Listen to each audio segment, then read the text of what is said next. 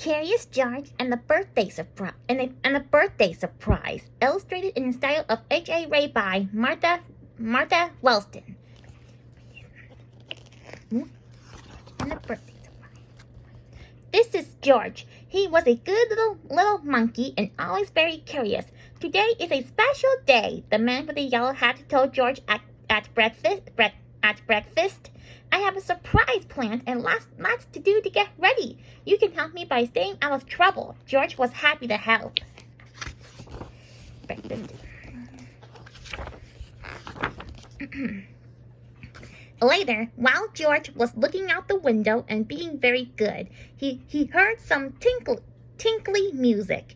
It was coming from an ice cream truck. George watched as a whole line of children and their dogs enjoyed some ice cream treats. It looked like fun.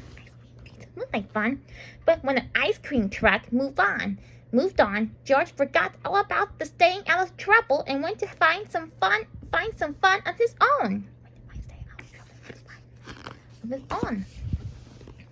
In the living room, George found noisemakers and hats and games. Could this be part of his friend's surprise? Before George could find out, he spotted some streamers, balloons, and colored tissue. He could not resist. Decorating was easy for a little monkey. Still, George was curious about the surprise. And what was that good smell coming from the kitchen? George followed his nose.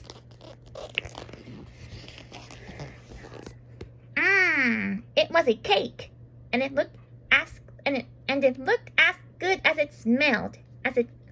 It looked as good as it smelled. All it needed was frosting. George had seen his friend make frosting before, but today his friend was busy. Maybe George could help. He could frost the cake himself.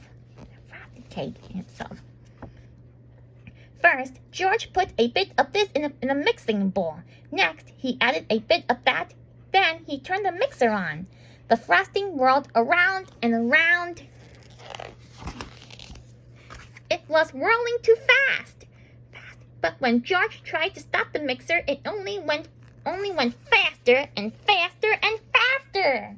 George lifted the beaters out of the bowl. Frosting flew everywhere. Poor George. He did not mean to make such a mess. He had only wanted to help. Now, how could he clean up the sticky kitchen? Just then, George heard the tinkling music again. The ice cream truck was coming back up the street, and George had an idea. Quickly, he opened the door and invited all of the dogs in for a treat. In no time, the kitchen was as clean as a whistle. When the dogs finished their snack, George took them back outside. The ice cream truck was still there, and so was his friend. George, said the man with the yellow hat, I've been looking for you. It's time for the surprise. George had found hats, games, decorations, and a cake. He was curious. Was the surprise a party? Yes, it was a party. George was happy to see all of his friends. They were glad to see George too. What great decorations, Bill said. What a lot of presents, said Betsy. Why don't you play some games with the guests, George? The man with the yellow hat suggested. I have one more thing to do. When George's friend came back, he was carrying a cake covered in candles. This wasn't just any party. It was a birthday party. But George was still curious. Whose birthday was it? He watched to see who would blow out the candles. Covered in candles.